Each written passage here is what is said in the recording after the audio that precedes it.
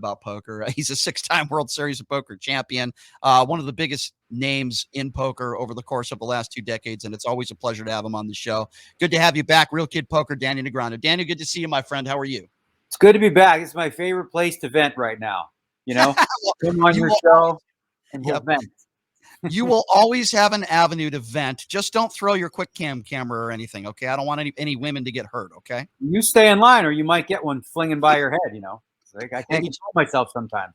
Maybe Justin Bonomo, we'll start coming after me for a change. Anyway, we can get to that later. I don't want to raise your blood pressure. But, Danny, first of all, how you been? I mean, last time we talked, it was several weeks ago where you got injured in that stampede and you injured your hand. I would imagine everything back to normal again. Are you able to play golf?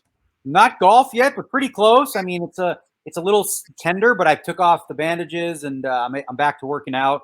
And sort of like during the World Series, it's about a 7-week period where I destroy my body. So then after that, I need a 6 to 8 week period where I repair it and rebuild muscle and stuff. So that's kind of what I'm doing now, watching some World Juniors hockey and Blue Jays baseball and just enjoying a month off. That's right. You're Toronto Blue Jays. Of course, anybody that doesn't know, Danny, of course, is originally from Canada. I got to ask you this before we get to some news and politics, and we'll talk about VGK, of course, as well.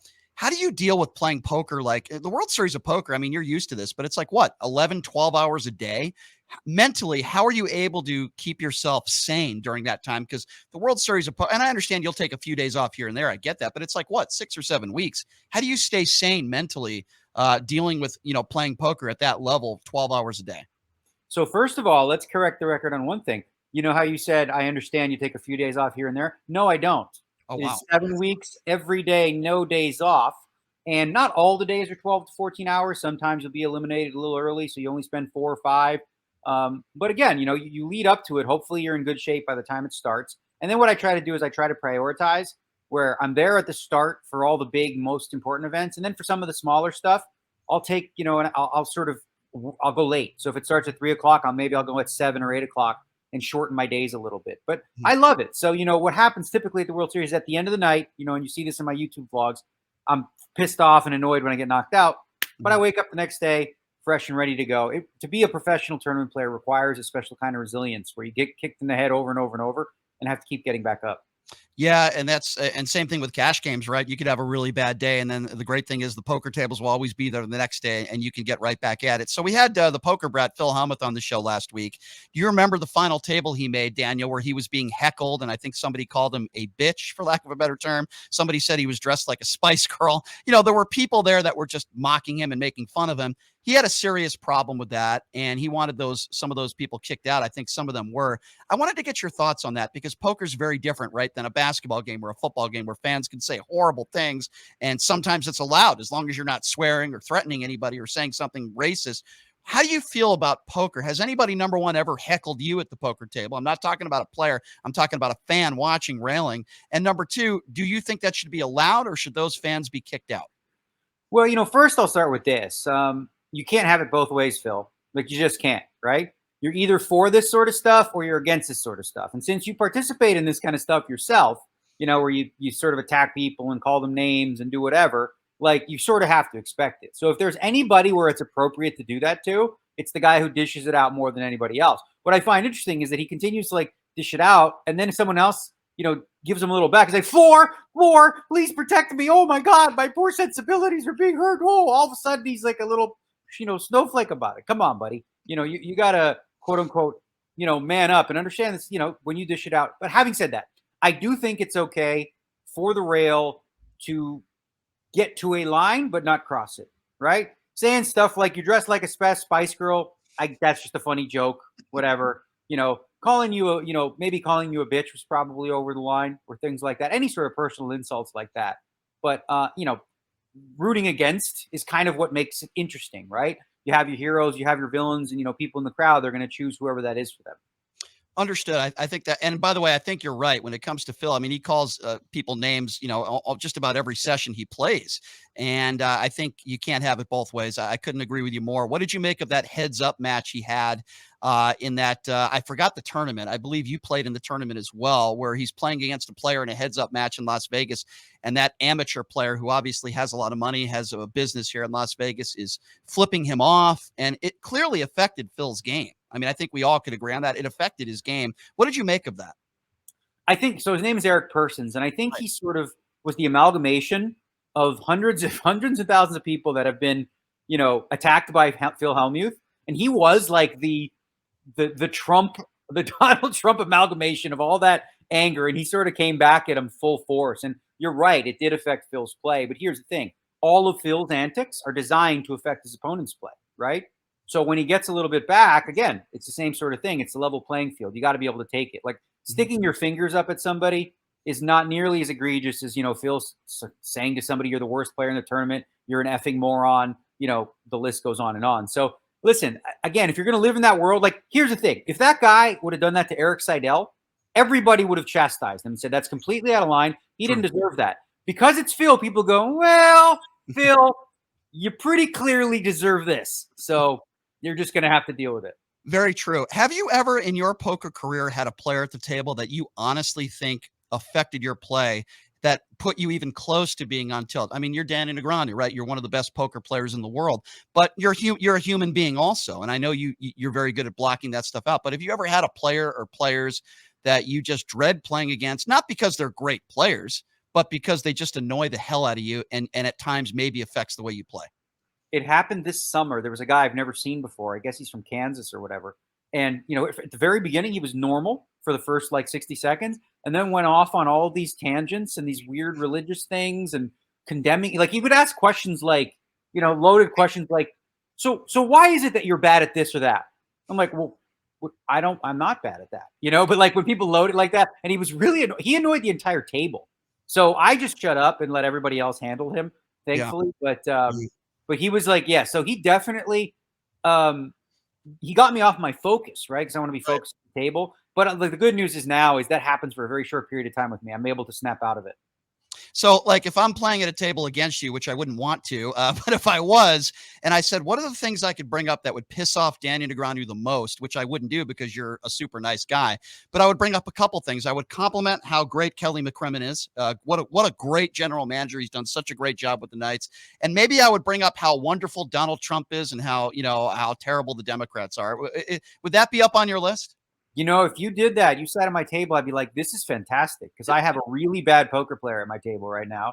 So his chips won't be in play very long because he clearly has no idea what's going on. So I would welcome you and I would smile and I'd get you a drink if you needed one, actually.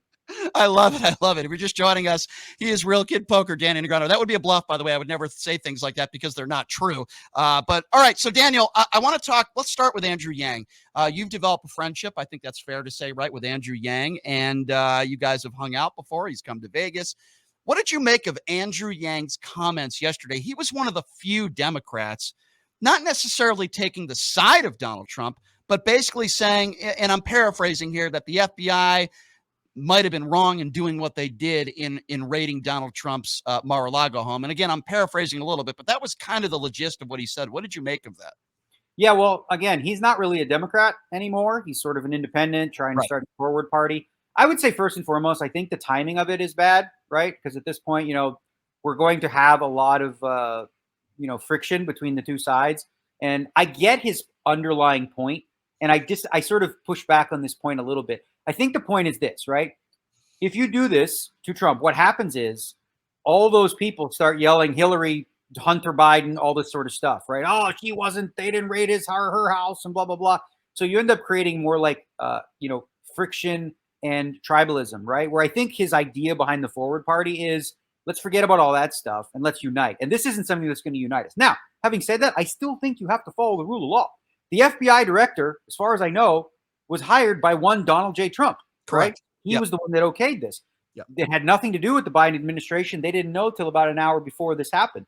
So I think from Andrew Yang's perspective, it's like, is this going to help heal or rip the country apart? And I think we can all agree that this event, as much as I'm for it, is not going to bring us together. It's only going to create even the camps being further and further apart. Agree. So, Daniel, we had Joe Walsh on the show yesterday, former presidential candidate, former congressman out of Chicago, used to be a Trump supporter, now is the opposite. So Joe Walsh yesterday made the claim that he thinks this is actually going to help Donald Trump politically, that it's going to pump up his base, and that's actually going to help him, and he's going to absolutely be the front runner to run in 2024. One of the reasons based on this. Do you agree or disagree with that? I don't really anymore. Like for a second, maybe I would have bought that, theory. But the truth is, the people that are going to support Trump, they're going to support Trump. This issue is not going to change that for them. I mean, you could look at, for example, who I tweeted this today. I said, which of the following previous presidents said, Yeah, I saw taking that. the fifth is disgusting. If you why would you take the fifth if you're innocent? Right. Same president, took the fifth. So of course, now what you have is they do what's called whataboutism. Well, don't you know Joe Biden's brother's niece's cousin's friend committed a crime in Oklahoma and killed 16 people. So why are they not raiding their house? You know what I mean? That's what they'll do with this. So I think that in some degree, sure, it's going to like I said, it creates rage. So Trump succeeds under anger, rage, and splitting this country apart. Now, let's be, if we're being realistic, and I think it would be impossible to get them to agree, but if we're being realistic, the last 2 years, the political climate has softened. We haven't had that constant angry rage every single day where every time you look at the news, it's a tweet about something and then people, really getting upset. Things have sort of become a little bit more balanced. Now, all of a sudden, Trump's back in the picture because of this, and it's going to recharge that group of people who are angry, right? And that is where he stokes the flames. Like he wants to create more anger. His new angle is going to be, and I believe that he's already started this with one of his statements today, is they planted it, right? So the election was stolen. It was rigged. He was saying that before the election, before the Hillary one, he said it's going to be rigged. He won that election and said it was rigged, that he was supposed to win by more.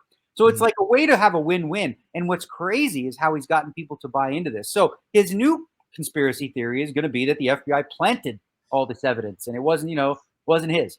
But he did take the fifth, which, according to him, according to his own words, you take the fifth. Why would you do it innocent?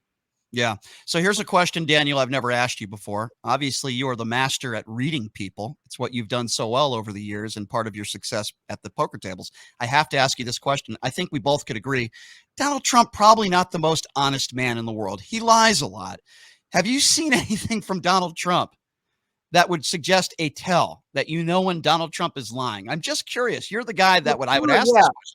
So it's usually really difficult to figure that out. But with Trump, it's essentially like at the point when he begins to open his mouth and that period when it's open and he's actually spitting out words till the end, that's usually right around where I, pinpoint the specific, lie with him. What's interesting to me is like so many of these people, like his supporters, they believe that like everybody's corrupt. Everyone, all of them are corrupt, except dun, dun, dun, dun, our hero, the impenetrable and, holy almighty Donald J. Trump. It's amazing. Like he really has them hoodwinked, like the Mike Matisos of the world or whatever. No matter what you find on Trump, it won't matter what comes of this.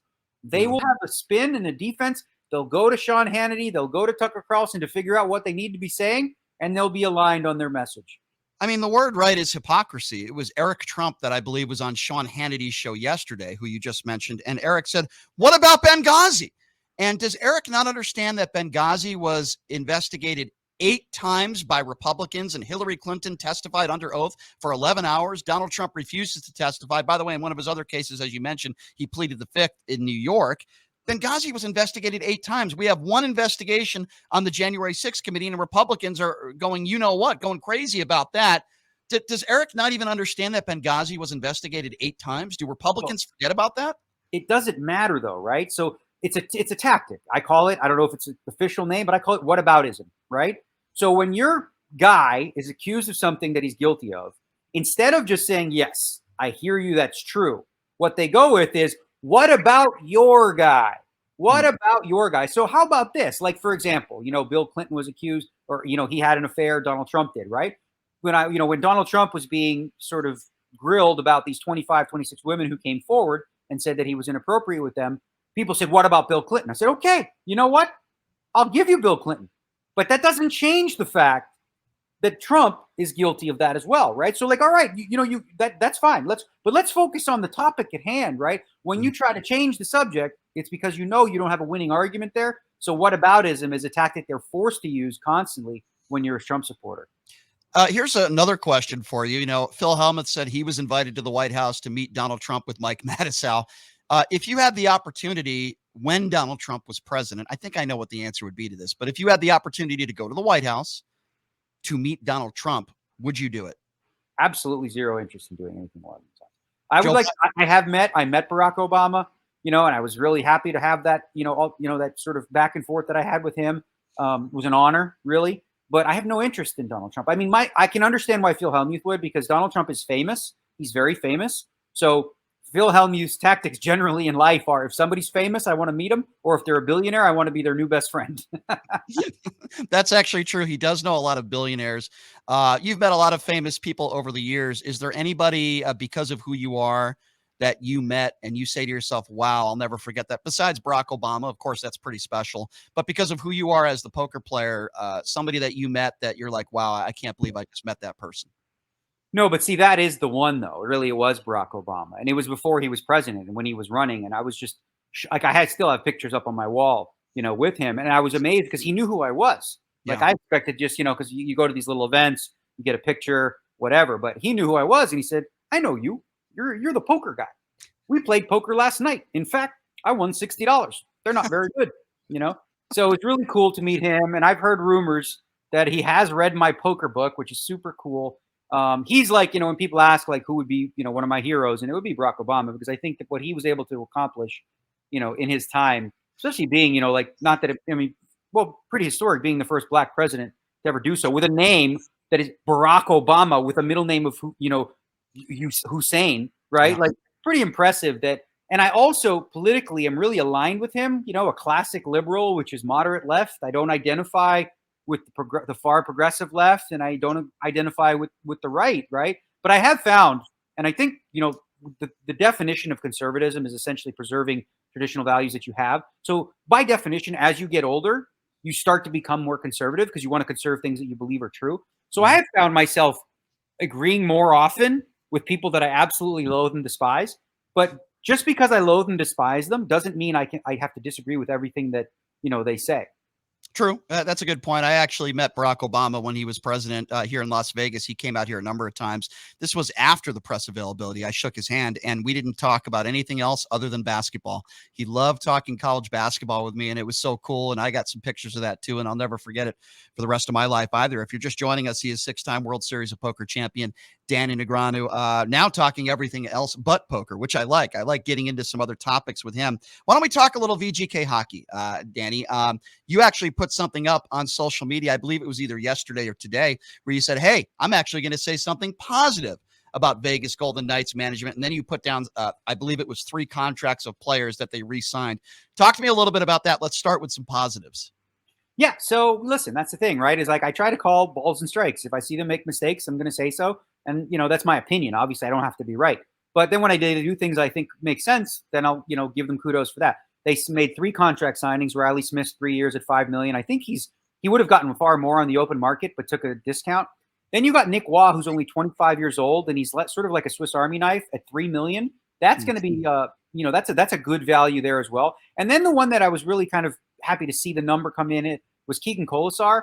So Keegan Colasar at 1.4. You think about the Reeves contract, we were paying him like 2.9, which was pretty expensive for a guy that's going to offer that. But Colasar adds a lot more. Colasar, he has been snake bit, in hands of stone, but to consider what he brings to the table at 1.4, I thought those deals make a lot of sense for the bottom 6. Who knows? Nick Waugh may be somebody that, enters the top 6 as he enters his prime, but those signings, those ones make sense filling out the team. So I had to give them kudos where I think they were deserved. And I think that's fair. And I agree with you on all 3 of those contracts. What do you make of Max Pacioretty now going to be out 6 months because of this injury? What do you make of this? I guess the Knights are fortunate that I guess you could say right now that they let him go. But what do you make of this Max Pacioretty situation?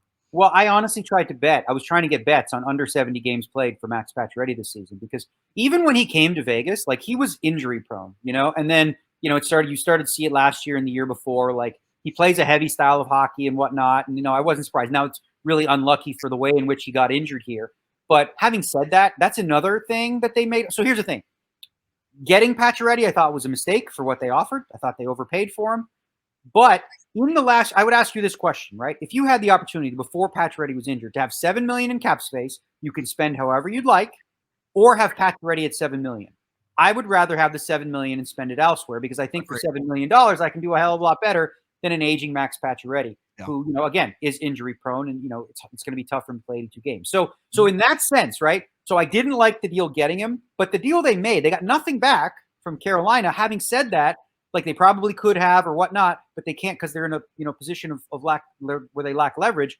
But given the choice between $7 million in cap space or Pacioretty, I approve of getting rid of Pacioretty at $7 million and filling that with some other players. I would imagine, you're close with Robin Leonard. We know he had surgery. Just anything you can tell us about an update on how he's doing physically. How is he feeling? Absolutely no idea. Yeah, Oh. absolutely no idea how he's doing.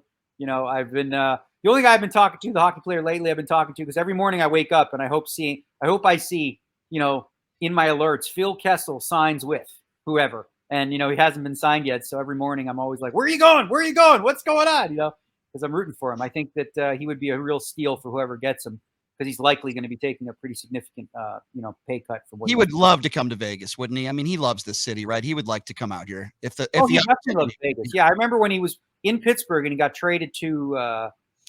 No, when he was in Toronto, he got traded to Pittsburgh. He was in Vegas. He was playing the World Series of Poker. He comes out every summer, plays the World Series of Poker. He's an avid poker player. So, I mean, obviously, when you're playing hockey, you don't have a lot of time for poker. But Sure. I would imagine, the city. He certainly likes the city, no question about it. Yeah.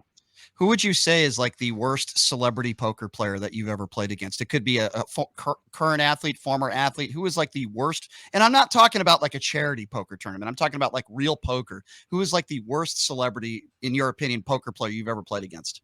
Man, if I say this guy's a UFC fighter, he's big and he's tough. And if I say his name, he hears this. What sort of trouble would I be in? All right. I can name a few, but let's say Chuck Liddell has a few things to work on. I don't know if he's improved. Chuck Liddell donates money at the poker table. Interesting. Who do you think is the best? I've heard Toby Maguire. I'll just put out that name. Who do you think is like the most talented celebrity that's not a professional poker player, but you could say, wow, I could see that guy playing poker for a living? Yeah, well, Toby Maguire is definitely the name that comes to mind, but Toby isn't exactly out and about. He's not in the casinos. He's, I don't know if he's playing in private games or what he's doing right now. I used to, chat with him occasionally about poker and things like that. But Toby would be at the top of my list. Another guy who's come on strong and he's really sort of taken it in a studious way, and he's surrounded himself with smart people, is Richard Seymour. Richard Seymour, who's obviously, recently inducted into the Hall of Fame for the NFL. Other guys like, from Survivor, Rob Mariano and Tyson Apostle, like they're, heavily getting into poker too. So there's a decent amount of them. And Jennifer Tilly, of course, she's got a unique brand of poker. She's aggressive. She's got no fear. That's for sure. Well, when you said when you mentioned that show, I thought you were speaking of Jean Robert. But who would you even consider? I don't want you to talk trash about guys. That's my job. But would you even consider him a really good player? JRB. So here's the thing about JRB, right? So like, I guess when you ask the definition of who's a good player, right?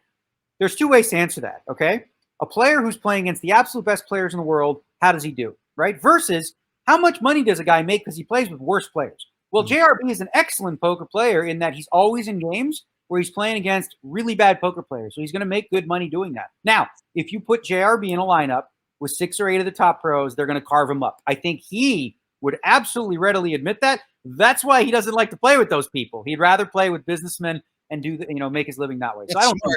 Can I ask you? I want to ask you this question then. When you play in these TV cash games, and some of them have better players than others, I think we would agree on that.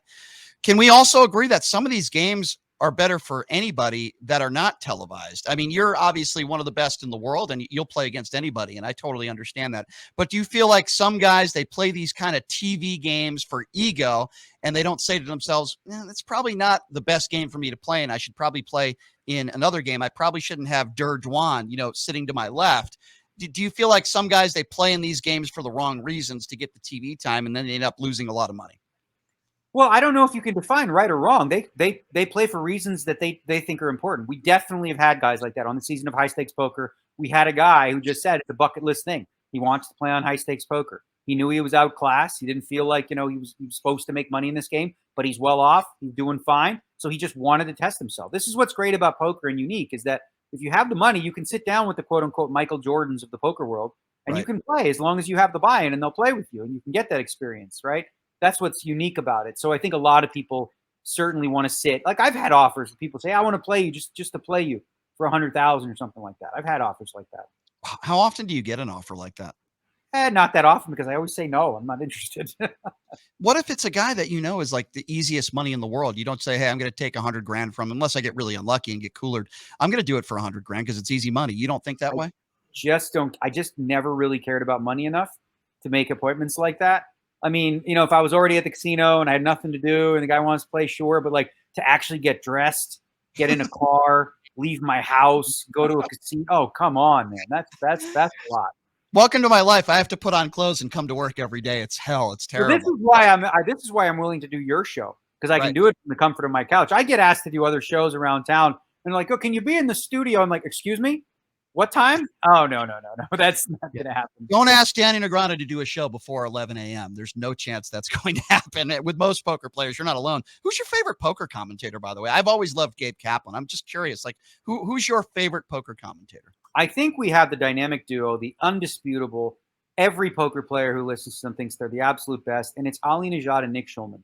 Mhm. Their chemistry together, they're hilarious. They're super funny. They do the night shift for the World Series of Poker and other shows like that. Ali's vocabulary is unparalleled. Like he's just super witty, on the ball. He's like the Ryan Seacrest of poker. And Nick Schulman has this like cool vibe about him, and he really understands the game at the high level. We can't do better than those two. The daytime team I can't listen to because I find I just don't enjoy it at all. It really takes away from the experience for me. But Ali and Nick, those are my guys for sure. Nick's a really good player too, and I agree with you. I think they're both a great duo. I like Gabe Kaplan doing the high stakes cash games. I've always liked him, but I'm with you. Those guys are awesome as well. Is there anything else that I haven't allowed you to vent on? Like, do you have a message for Justin Bonomo? You can say it right here on this show. I'll put it all over social media. What would you, if you're talking to Justin Bonomo right now, what would you say to him?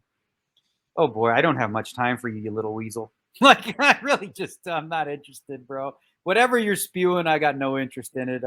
I'm like I don't even pay much attention. Actually, I'll tell you what I do.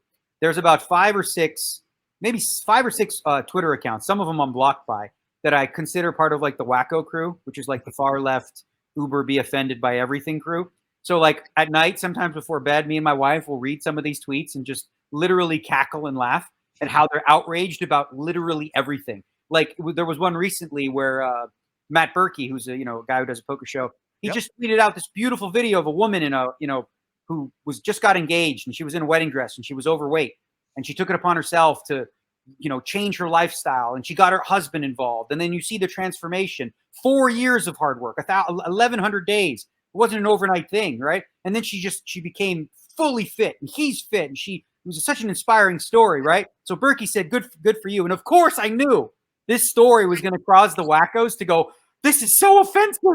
The idea that being fitter is healthy. This is fat shaming and body fucking dysmorphia. I was like, I knew it. And I was not disappointed by the absolutely batshit takes from these people. That is so ridiculous. Yeah, and I know Berkey's been on this show before. Actually, in studio, I was able to get him in studio, believe it or not. But I think that was when I was doing a night show, though. So that's probably why. Any other venting, Daniel? The floor is yours. Is there anything else you'd like to say or vent? It could be about somebody like Mike Matusow, Donald Trump, or Kelly McCrimmon. Anything else? The floor is yours. Vent, sir. No, I'm actually pretty good. I think we covered all the bases pretty much. And, I'm just sort of enjoying with popcorn, watching the news right now and trying to figure out what's going on with all this Trump stuff. Because I think, like, to Yang's point, if you will, if this is a quote unquote nothing burger, like the Mueller report ended up being, that is a political win for them, right? Again, Trump can say, you see, I did nothing. So for them to do this, obviously to get the warrant, they have to have like clear evidence to get it okayed by the FBI director who was appointed by Trump. But there has to be something substantial here because if not, that will rile up his base, I think, to a certain degree and sort of make him look, quote unquote, right in this issue, right? And this is what they're trying to make the equation right now because this is always what you think about is how they're going to spin it. Trump was raided for doing the exact same thing that Hunter Biden or Hillary Clinton did, right? This is where they're going to want to equate it. And, again, ultimately there's a group of people that are too far gone, like the Matusows of this world. And you just have to accept that that's where they're at. But it's the people in the middle, I think, that, you want to sway. And there's not that many of them that I think haven't made up their mind already. There's a lot of people that I know that I actually consider pretty smart people that have been radicalized. I guess if you watch Newsmax and Fox News all day long, you're one of those people that can be radicalized. You think there's any chance, would you be willing to come on this show with Phil Hellmuth? Any chance we can make that happen? What are your thoughts on I'm that? sure. I got no problem. I've done shows with Phil before. I think we need to get that done. I think we need to do that because I think that would I be think you're right. What you would end up seeing is what typically happens on these shows is you'd have me and Phil, and it would just be Phil talking and me laughing for most of it because I just interrupt him. He says, "Don't interrupt me," right? Yeah, yeah. And then you don't interrupt him, and then he just keeps interrupting you.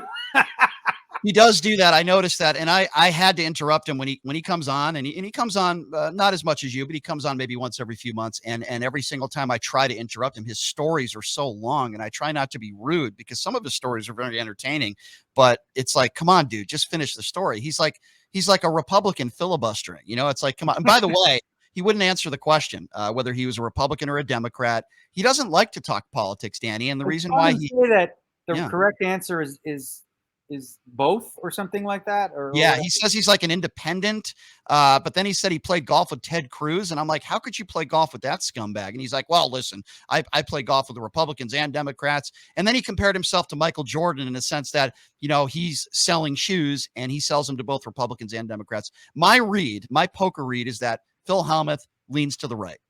Is that a bad read? Listen, I think, first of all, I think Phil Hellmuth golfs with Ted Cruz because Ted Cruz is famous. It's just that simple, right? You're famous, cool. I want to be your friend. It's that simple. There's not much more that needs to be said about that. It doesn't matter what you've said in the past. He's been very forgiving of people's misdeeds and whatnot. So as far as what he leans, I think I would actually say that based on what I know of him, that he leans left, you know? And I think that, like, if you look at his inner circle of guys, like, you know, that do the All In podcast, a lot of those billionaire crews, like the Jason Calcanis's of the world, you know, they're similar to where I'm at. You know, they're in the, you know, I guess left of center, which is essentially moving, right? You know, like Elon Musk posted this tweet about how and Bill Maher says the same thing all the time. Like, my views haven't changed at all. Yeah. But because the left is going further left and the right is going further left, I end up, you know, moving more to the perceived right. Because, you know, the left is moving. But it's not that I've changed my views. My views haven't changed much at all. I just happen to agree with pretty much almost all things Bill Maher says. Yeah. You know, he's a classic liberal like me. As me, and I think you said it best, Danny, when you came on our show a few weeks ago. If you recall, you said it's not that I side because I'm a Republican or a Democrat. When I look at an issue, I agree or disagree with it because it's what I believe in. Exactly. I think the like, same for example, way. Perfect example, and this one I'm very passionate about. Right, the idea behind canceling student debt is outrageous to me. It is so outrageous. It is a policy that, you know, the progressive lefts want to do. 13% of Americans have student debt. 65% of Americans didn't go to college. 50% of that debt comes from grad school. So essentially what you're saying, it's a political loser, first and foremost, because you're targeting a very small group of people. And what you're essentially saying is, Welder Joe, you know, and Nancy, who works at a wait, you work at a waitress, you need to pay off the debt for social studies classes for Mary over there because she didn't pay it, right? Like, it's unfair to those people that have already paid theirs. Like, what if you just paid off your student loans a year ago, right? Unless you can equitably give back the money to the people who did pay, it's a political loser. It doesn't make a lot of sense. Now, having said that, I think student loan, it's completely corrupt. It is a total scam. It needs absolute reform, and I would support that 1 billion%. But the idea that we just use tax 1.9 trillion or whatever, use that money, spend it in inner city schools, improve the education system. Those people that chose to take on a contract, you know, again, I do think it's a scam and it's unfortunate for them. But the idea that, you know, we ask the average American who didn't go to college to pay for the education of those that now have a college degree and more opportunity in the world, come on, man. That's just tend to agree with you, and it's also a slap in the face, as you mentioned, to those who actually paid off their student debt and worked hard to pay it off. You're saying, well, we're glad you did that, but we're going to take care of those people. I couldn't agree with you more. Danny, we ran out of time, my friend. Always a pleasure having you on, as always. Glad you're doing better. Glad your hand's getting better, and look forward to having you on again, and maybe we will set the Poker Brat up there with Real Kid Poker on Pushing the Limits. That'd be a lot of fun, but I appreciate you coming on, Danny, as always. Thank you. All right, bud. Have a good one. You too. That's Real Kid Poker, Danny Negreanu, 6-time World Series